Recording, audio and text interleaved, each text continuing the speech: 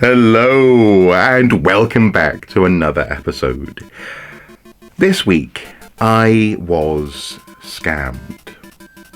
And it's not the money that bothers me the most. It was £23.80. Not the biggest loss, but also at the same time, a loss that's coming at a time when no one really can afford just to fritter away £23.80 on a scam. Not with the way that the economy is and prices just going through the roof. So it irks me slightly in terms of the loss, but more than that, I'm really annoyed that I fell for this thing that in hindsight was clearly a scam. And so I figured I'd tell the story, if nothing else, to encourage you to redouble your efforts to be aware of how you're buying things online. Because I've never really fallen foul of online scams. I can normally be aware of the quality of the website that I'm on or the interactions that I'm having and sniff out dodgy dealings. But in this instance, I think previous good experiences on the platform combined with good faith on my part, and also, a desire for this possibly too good to be true thing to be true, meant that I went down that road. I went down a path that I wouldn't normally, and that hopefully I can remind you not to go down yourself. I've talked in a previous video on this channel about how wonderful Facebook Marketplace is. It's a great way of finding stuff in your local area that's either being given away or sold at like a negotiated price, and it's all sorts of stuff. I've found slow close hinges for cupboard doors. I found niche collectible items. I found art supplies, and also as well the people that you bump into, they're sort of, for the most part, one-off interactions. And often these people have really interesting stories. Why are they selling this thing? What's their background? I remember recently I bumped into a taxi driver who was talking to me about what it's like at the moment being a taxi driver, while I was buying 2 bicycle helmets from them. So I enjoy it. I enjoy the sort of the social element as well, as much as anything else. But just as with I suppose a jumble sale, or a sort of a Craigslist type thing, or a free cycle, or even those notes that go up in supermarket notice boards, or they used to have in post office windows, wanted or for sale, vacuum cleaner, this kind of thing. These are interactions that rely on good faith and a sort of an open and honest approach to transactions, where you're trusting in a sort of an informal spoken contract that someone's going to fulfill their end of the bargain. And normally this is a very short trust bridge. You're literally on someone's doorstep, you hand them money, they hand you the thing, brilliant, and off you go. But sometimes it can be slightly more long distance. For example, last week I sold a model of Ecto 1 that I hadn't got around to finishing and painting to someone who is collecting model Ecto 1s and really was going to look after it and loved it and cherished it. They paid me 15, 16, 17, 18 pounds. So it was £15 plus postage via PayPal. I packaged the item up and the next day I posted it. It can work over longer distances. This was a guy in Scotland, and this is the context in which I found myself a few days ago getting very excited at the prospect of being able to get my hands on Kirby and the Forgotten Land. Now, Kirby is a character that I have a very soft spot for. He was my first Game Boy platforming experience. He came with my Game Boy as a pack-in game, and really Kirby's Dream Land and Zelda Link's Awakening are the 2 sort of pillars for me of the Game Boy. Mario and the 6 golden coins or whatever, that came along later, and even Tetris came later. It was Kirby and it was Link's Awakening, it was Zelda. And so I have great fondness for the character, but also I love the sort of the cutesy, at times somewhat sort of subversive nature of Kirby. He's a terrifying entity if you think about it. He can suck up enemies and blast them out, but also he's a great big bubble. This wonderful sort of, actually initially a white sort of marshmallow as opposed to a pink marshmallow. But anyway, there's a whole Kirby controversy in the community. And I love him. And this year it is his 30th anniversary, and this Switch game was being released that coincided with it. And it kind of has a slightly open world approach to Kirby. It's more sort of like a Super Mario 3D world approach as opposed to Super Mario Odyssey. So it's sort of bounded open. And it's got all those things that I love about Kirby. Plus, it's got a sort of a dystopian urban decay aesthetic that I had to go on in the demo and loved it, because it's appealing in that sense to me as an archaeologist as well. So I love Kirby. It's 30 years of Kirby, and also as well now he's in this abandoned cityscape, and we can see how nature is encroaching on the buildings. Right up my alley. Definitely in my wheelhouse. But unfortunately I didn't buy a copy when it was released. I didn't have the funds. I didn't have any spare cash. So I thought I'd just wait a little bit. Much to my folly, because unfortunately it was a very popular game. It sort of sold out. The local stores where I'd normally go and get a copy, they have a listing, but they're not available in store and they're not available online. So I think Nintendo, from what I understand in the press, have also been surprised by just how many copies of Kirby were sold, and so it's hard to get hold of one. And there, you see, this is where we come to Facebook Marketplace. I've been looking around. I'm thinking, well, maybe someone local bought it and he's done with it. And there were a couple of games out there, but they were being sold for much higher than market value at the moment. I thought, no, I'm not gonna pay 70 quid for this.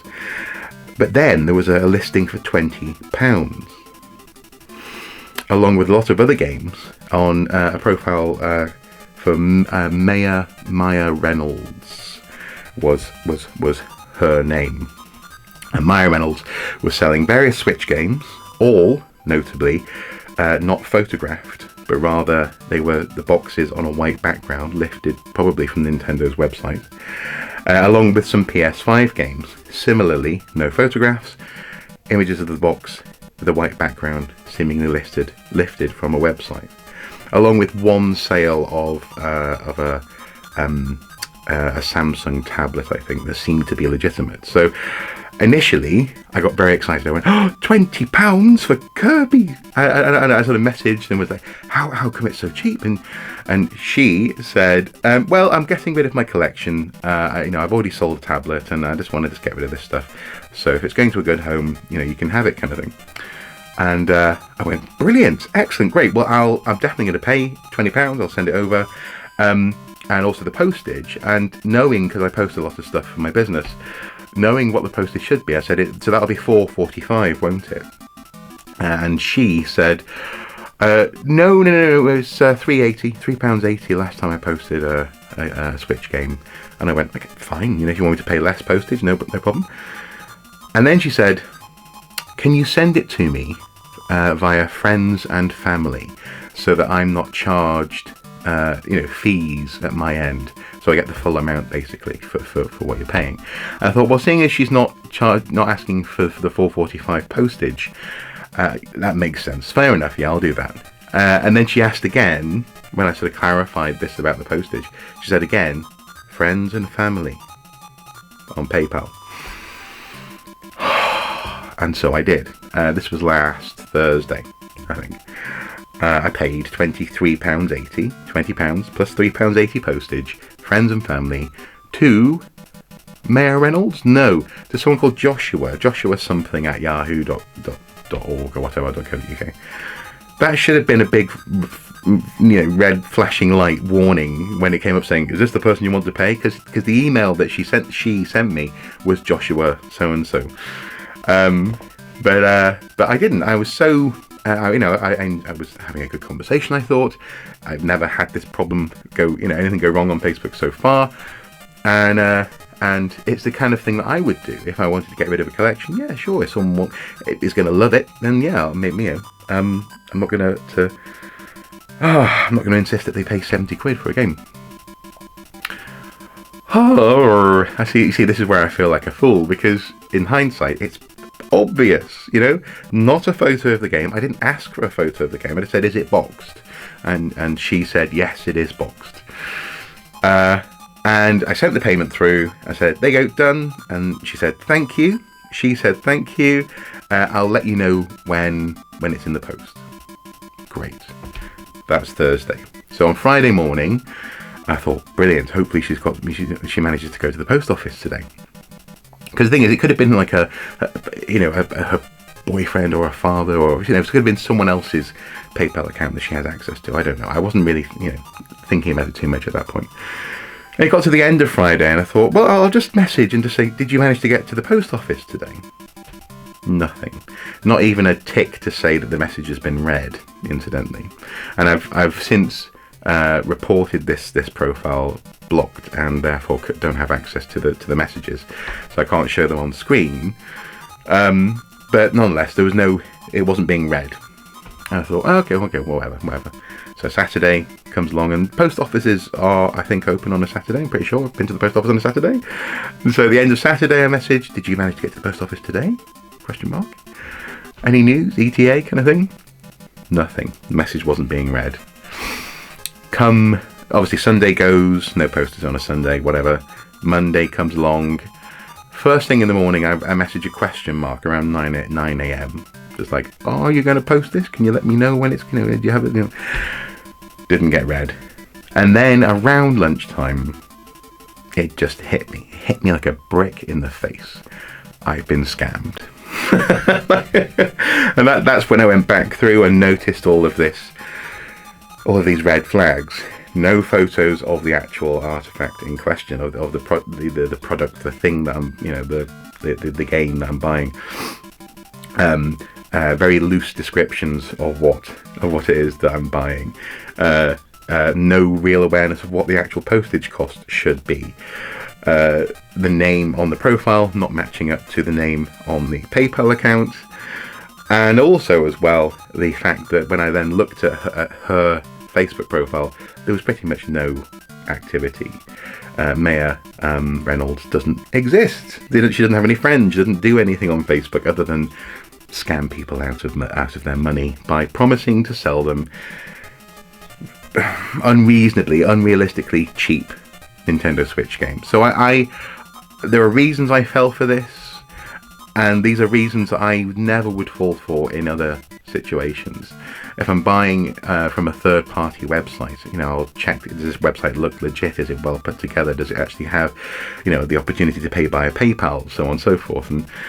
But in this instance, I wasn't thinking straight, or rather, I was just enjoying a little bit too much the back and forth. Great, wonderful. This is superb. I'm really, really excited about this. And it's disappointing. I'm really disappointed that this person does this, but also it's disappointing that because I paid friends and family on PayPal on Tuesday, I got an email back from them. It might have been Monday, actually. No, it was Tuesday, because I started a complaint process on Monday afternoon. On Tuesday, I got an email back from them saying, sorry, this isn't covered by payment protection because it's friends and family. Because in that sense, they can't prove that Joshua isn't my friend, and I haven't gone out for a night out with him and then gone, oh yeah, I'll pay you that £23, £24 for beer or something. They can't prove that it's not a friends and family interaction. I can't prove that it's not. So they can't prove to their satisfaction that he has scammed me. And it just pissed me off. It really upset me. It's a real shame. It's not going to stop me using Facebook Marketplace. It just means I'm going to have to just sort of redouble my efforts to be canny and to be aware. Because the thing is, I'm also, for the most part, quite good at finding a bargain on that platform. Like the Lego Indiana Jones Raiders Temple set I got for an absolute steal on Facebook Marketplace. But in this instance, I don't know. I wasn't quite thinking properly and clearly, because I just really wanted to play Kirby. That's all. I just wanted to play Kirby. So I'm keeping my eye out for Kirby. Unfortunately, the digital download on Nintendo is not £39 but £49. So I'm reluctant to pay £10 extra for the digital download. But also as well, I want the physical game. It is in that sense something that I want in my games library, because I love Kirby. The 30th year anniversary element is important to me, and when I do finally find a physical copy that I want to buy, I guess I'm just going to be more careful. Just breathe that one extra breath and double check everything. Just a quick update on this. While capturing footage for this video, I actually came across another listing on Facebook for Kirby and the Forgotten Land for £16. And having explained that I'd just been scammed on this platform for this very game, the seller quite nicely actually offered to send it with half payment. So I'd pay £10, so that's including postage, before, and then £10 on receiving. And he says that it's going to be in the post between 4 and 5 this afternoon, so in the next couple of hours. So faith somewhat restored, or let's see how it goes. But I got back on the horse. But I figure this is a worthwhile story to share. You know, it gets something off my chest. It's a bit of a confession of my own getting far too excited, running away, as it were, with the fairies, as opposed to being, you know, fully aware of what it was I was doing in the moment. And hopefully act as a bit of a cautionary tale for you. Even the most successful of Facebook Marketplace hunters, searchers, buyers, purchasers can fall foul of, in hindsight, a very, very transparent fraud.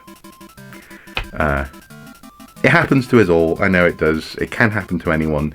Hence me telling this story today. So next time you are on wherever, eBay, a third-party website, you know, something that looks like your bank even, just be aware. And I'm going to continue. I'm going to redouble my efforts to be aware in a situation like that. Thank you guys for watching. Until next time, do take care and look after your wallets. Bye bye.